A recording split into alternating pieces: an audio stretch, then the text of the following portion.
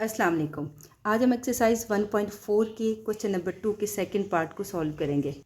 जैसे कि आपके सामने दो इक्वेशंस लिखी हुई हैं और इन दोनों इक्वेशंस के अंदर दो वेरिएबल्स हैं, एक है z और एक है w।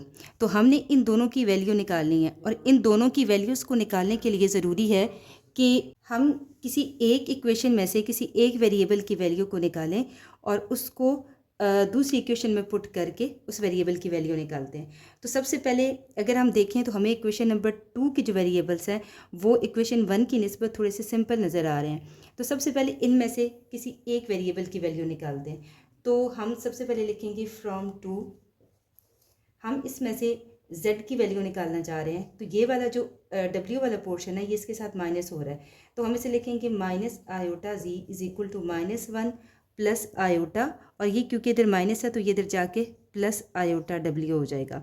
नेक्स्ट अब हम यहाँ से देखें तो इन दोनों में से क्योंकि आयोटा z के साथ मल्टीप्लाई, ये आयोटा जी इस जी के साथ क्योंकि मल्टीप्लाई हो रहा है तो दूसरी तरफ जाके इसके साथ डिवाइड हो जाएगा। इसके अलावा एक और बात ये कि अब क्योंकि हमारे पास डिनोमिनेटर में कम्प्लेक्स नंबर चला गया है तो इसलिए इसकी रैशनलाइजेशन ज़रूरी है। तो हम आयोटा के साथ मल्टीप्लाई करेंगे और साथ ही इसके साथ डिवाइड भी करेंगे। जब हम मल्टीप्लाई करेंगे -1 को आयोटा के साथ तो हमारे पास आएगा माइनस आयोटा प्लस आयोटा का square plus iota square w, और डिनोमिनेटर में हमारे पास आ जाएगा माइनस आयोटा स्क्वायर। इसके बाद नेक्स्ट टर्म में अगर आप देखें तो यहाँ पर हमारे पास आएगा माइनस आयोटा -1 माइनस w, और नीचे डिनोमिनेटर में आ जाएगा -1 because iota square is equal to -1। Next step में हमारे पास आता है माइनस आयोटा -1 माइनस w, और नीचे हमारे पास आ जाता है +1। क्योंकि ये +1 है इट मीन्स कि हमारे पास ओवरऑल जो z की वैल्यू आती है वो आती है minus iota -1 into minus w, और इस z की वैल्यू को हम पुट कर देंगे पुट इन 1, हम 1 के अंदर पुट करेंगे।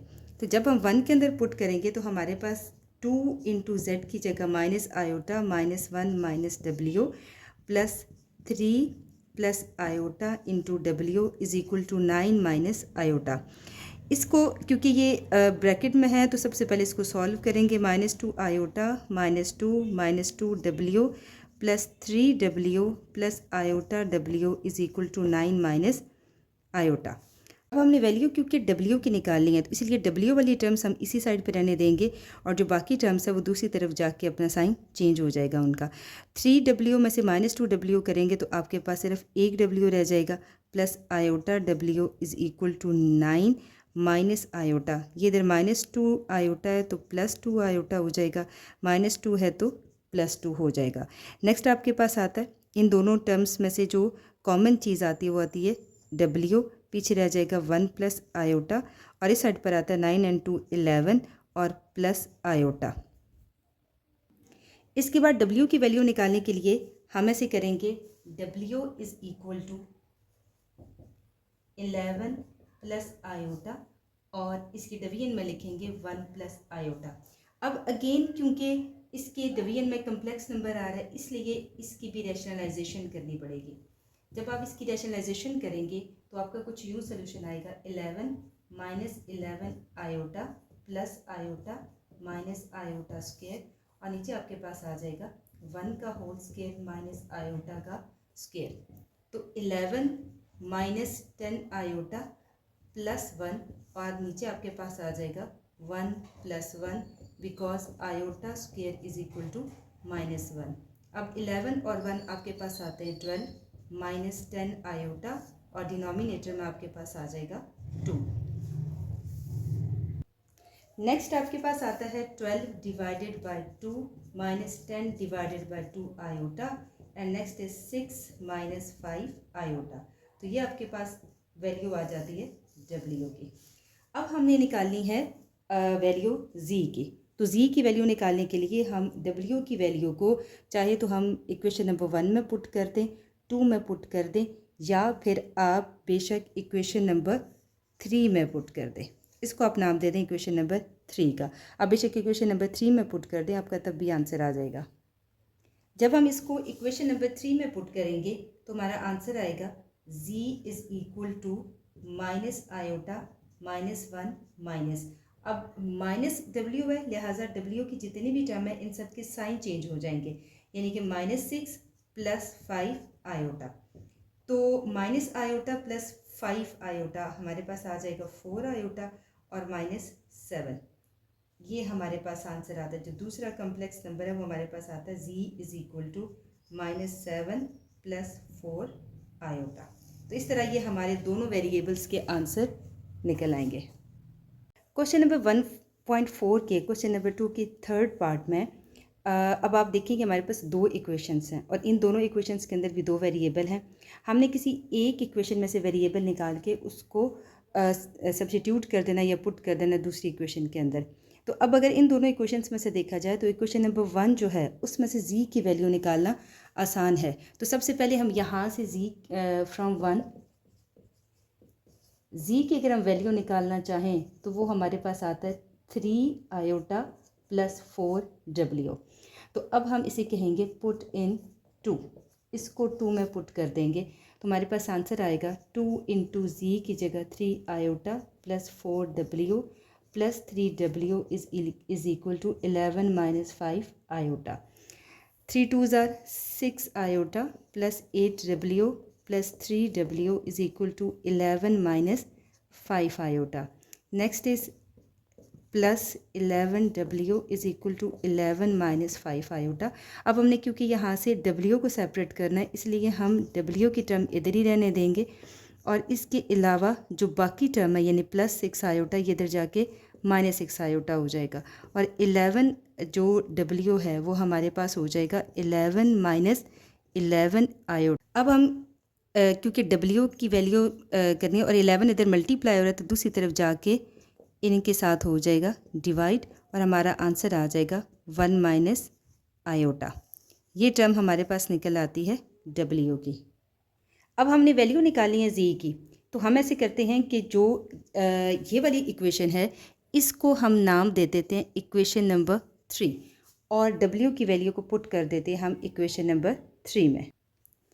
पुट इन 3 और जब आप इक्वेशन नंबर 3 में पुट करेंगे तो z की जगह z 3 आयोटा + 4 w की जगह 1 - iota 3 iota + 4 -4 iota. Next 3 iota में से -4 आयोटा करेंगे तो हमारे पास आंसर आएगा - आयोटा और रियल पार्ट जो है वो हमारे पास आ जाएगा 4, यानी z की वैल्यू आपके पास आ जाती है 4 - आयोटा। फोर्थ पार्ट में भी हमारे पास दो ही इक्वेशंस हैं और दोनों इक्वेशन में से इक्वेशन नंबर 1 में से किसी भी एक वेरिएबल की वैल्यू निकालना ज़्यादा आसान है, लिहाजा हम लिखेंगे फ्रॉम 1 और इधर से हम वैल्यू निकाल लेते हैं z की जो कि है 3 आयोटा -w और उसको हम पुट कर लेंगे 2 में। जब हम 2 में पुट करेंगे तो 2 × z की जगह 3 iota -w + 3w is equal to 2 and इसके बाद 3 2s are 6 iota -2w + 3w is equal to 2। तो क्योंकि हमने w की टर्म फाइंड करनी है तो w की सारी टर्म्स इसी साइड पे रहेंगी। 3w में से -2w करेंगे तो आपके पास w आ जाएगा और इधर +6 आयोटा है तो इस साइड पर आके -6 आयोटा हो जाएगा।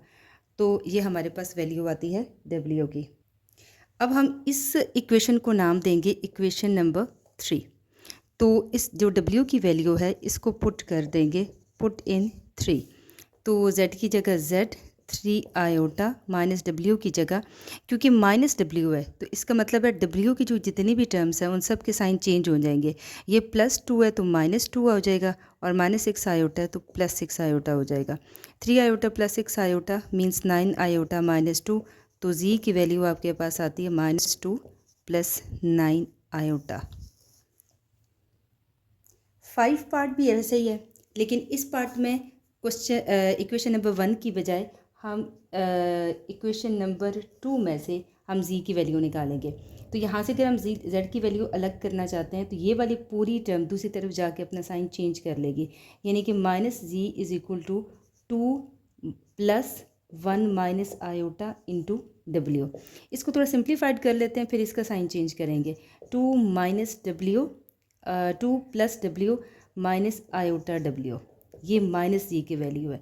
लेकिन हमने टर्म किसकी निकालनी है z की, तो z की आपके पास आती है -2 minus W plus iota W. और अब इस पूरी टर्म को हम पुट करेंगे इक्वेशन नंबर 1 में। पुट इन 1, 2 की जगह 2, जी की जगह -2 minus W plus iota W plus 3w plus iota W is equal to 1। और नेक्स्ट स्टेप में -4 minus 2w plus 2 iota W plus 3w plus iota W is equal to 1। अब हमने value क्योंकि W की निकालनी, इसलिए ये टर्म्स इधर ही रहने दें और जो बाकी कांस्टेंट है उसको दूसरी तरफ ले जाएं। तो यहाँ पर अगर हम इसको थोड़ा सिंप्लीफाइड करें तो 3w माइनस 2w मतलब w ही आता है, और 2 आयोटा w और प्लस आयोटा w यानी कि 3 आयोटा w आ जाएगा। और इस साइड पे हमारे पास आ जाएगा 1 + 4 दैट इज़ 5। और इन दोनों में से अगर हम w कॉमन ले लें तो हमारे पास बचता है 1 + 3 iota is equal to 5।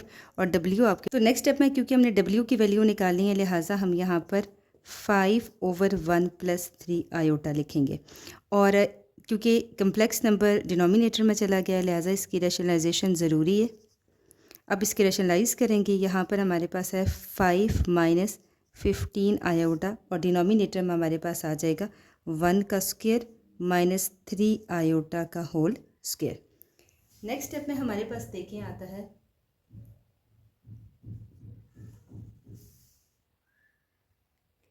5 - 15 iota और डिनोमिनेटर में नीचे हमारे पास आएगा 1 - 9 आयोटा का स्क्वायर। तो 5 - 15 iota 1 + 9 because iota square is equal to -1। 5 - 15 iota divided by 10, तो हमारे पास आंसर आता है 5/10 - 15/10 आयोटा। हम इसको मज़ीद भी सिंप्लीफाई कर सकते हैं, हम इसको लिख सकते हैं 1/2 - 3/2 आयोटा। तो ये हमारे पास वैल्यू आती है w की। अब ये हमारे पास जो w की वैल्यू आई है इसको हम पुट करेंगे इक्वेशन नंबर 3 में।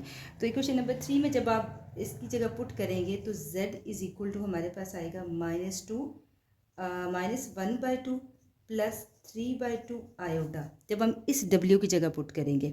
और जब आयोटा w की जगह पुट करेंगे तो फिर हमारे पास आ जाएगा प्लस आयोटा 1/2 या आयोटा बाय 2, और यहाँ पर आ जाएगा -3/2 आयोटा स्क्वायर।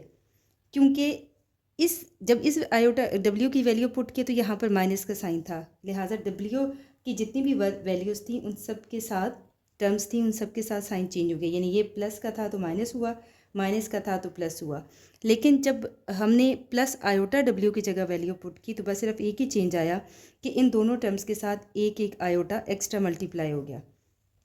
नेक्स्ट हमारे पास आता है 2 - 1/2 यानी कि हमारे पास आता है -5/2 और plus 3/2 iota plus iota by 2 यानी कि हमारे पास आ जाएगा 4/2 आयोटा, और ये हमारे पास आ जाएगा plus 3/2 because iota square is equal to -1।